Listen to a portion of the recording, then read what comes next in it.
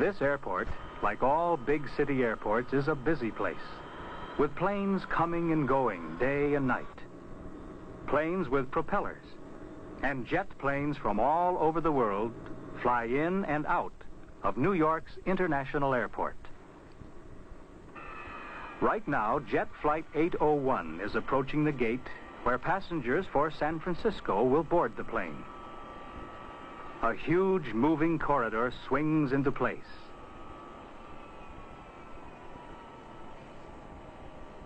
It is called a jetway. Through it, passengers can board the jet plane directly from the waiting room, safely and comfortably, regardless of the weather. The airport bus is already bringing passengers for Flight 801. But Sue and Bob Allen are at the gate ahead of time.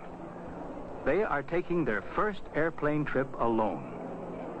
The passenger supervisor, Mr. Peterson, is there to help them.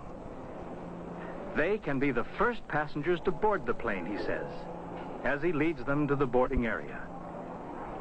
Grandpa Allen is a little worried. You see, Mrs. Allen and I just couldn't make the trip to San Francisco. Their parents, they've just found a house out there, and quite naturally they want the children with them. Really, there's no problem. We often have children traveling alone. Oh, by the way, let me introduce you to our stewardess.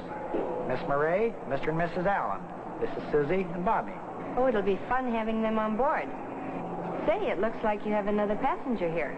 Oh, she won't be any trouble. No, no trouble at all, except she can't ride in the main cabin. However, if she has a ticket, I'm sure Mr. Peterson will find room for her. Flight 801, non-stop to San Francisco. Grandpa and Grandma will have to say goodbye here, for only passengers are allowed to go out to the jetway leading to the plane. There's Mr. Peterson, just putting Skippy into a box, specially made for dogs and cats that travel by plane. Goodbye, Skippy. Goodbye, Grandpa and Grandma, shout the children. And they hurry on to find a seat in the big and comfortable cabin of the jet. Now the other passengers begin to board the plane through the jetway. While the passengers get seated, Bob and Sue turn to the many interesting sights of the busy airport. Mechanics check and service the big jet engines. Men load luggage into special containers, which are then covered and closed and driven to a loading hatch under the plane. One container after another is then lifted inside the plane and moved into place by a conveyor. Other men load the mail into the plane and food for the passengers. Through the window, Sue can see the traffic control tower. It is higher than the other buildings, so traffic officers can see the planes coming and going. Their job is to direct traffic at the airport. Flight 801, use runway 21 left. Advise when ready to taxi. Captain Mills replies, Idlewild ground control, flight 801, ready to taxi. Now the plane is ready to leave. Before takeoff, Miss Murray helps Bob and Sue fasten their seatbelts. Seatbelts make takeoffs and landings safer for the passengers. Just before takeoff, the pilot gets his final flight orders this way, and the dispatcher gives the all-clear salute, which means, go ahead. And off she goes from the loading ramp to the jet runway. Jets are so big that they need very long runways for takeoffs. And they fly so high that more air and oxygen must be added to the air in the cabin so that the passengers will be able to breathe comfortably.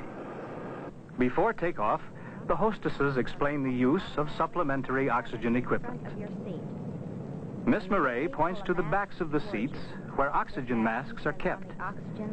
She shows how to use the masks in case the air in the cabin should drop below normal pressure. Place the mask over your nose and mouth and adjust the headband. Breathe normally and continue to wear your mask.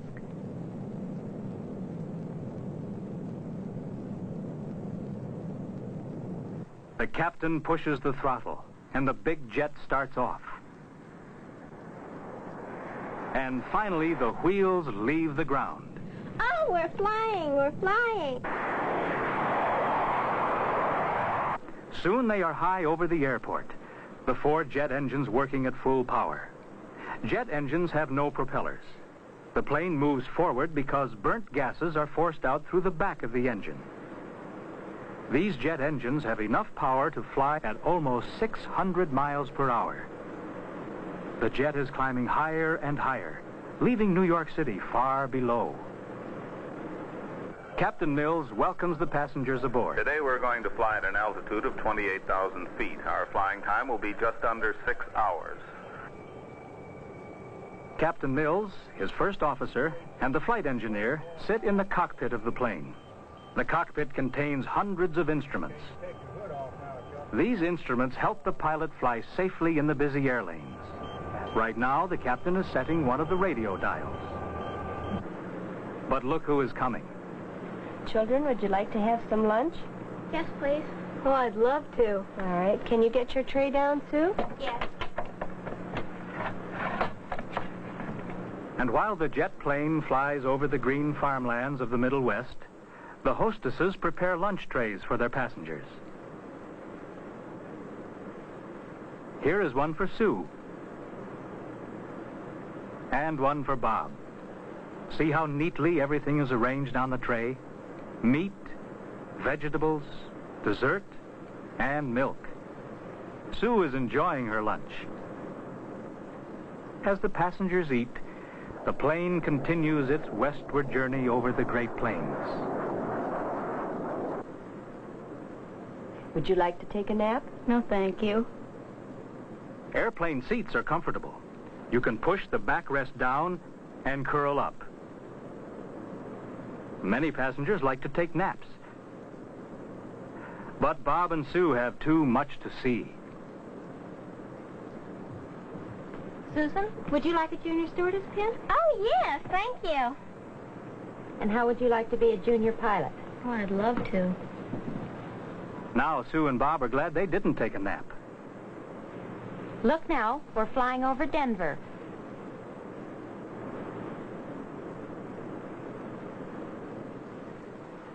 Miss Murray thinks that a little walk through the plane would make a pleasant change for Sue and Bob. She is taking them to the lounge in the front of the plane. Sue finds a map on the table. Miss Murray, where are we now? We're exactly here, Susie. This is First Officer Jennings. We are about to cross the Continental Divide. The Continental Divide is a ridge of high mountains separating rivers flowing to the east from those flowing to the west. Sue wonders how the pilot can fly or find the airport in cloudy weather. Miss Murray tells her about the special instruments that guide the plane at night and in bad weather.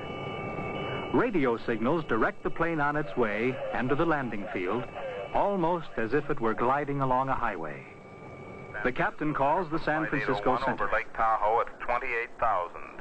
Flight 801 cleared to Oakland, Omni. Cross Sacramento at 11,000 or above. Susan, since you're a junior stewardess, would you like to pass gum for me today? Okay. What about me? Oh, I have a box for you, too. There's one for you. And this one for you, Susan.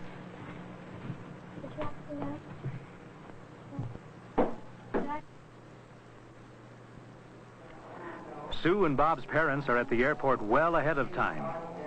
The passenger agent has assured them that the airplane is already over the San Francisco Bay.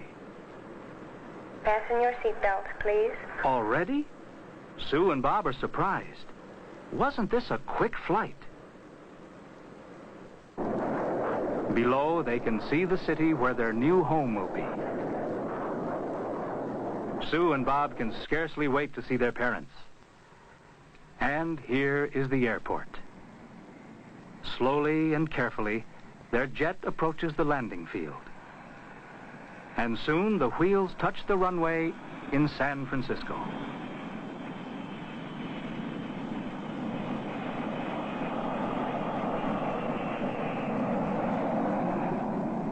The ground control officer directs the plane to its proper gate. Flight 801 now rising gate 5. Bye, Susie and Bob. You've been wonderful passengers. Out go Bob and Sue, running to meet their parents. And here comes Miss Murray with Skippy. Bob and Sue can't wait to tell their parents all about their first jet airplane trip. Now they understand better why people say, we live in a jet age.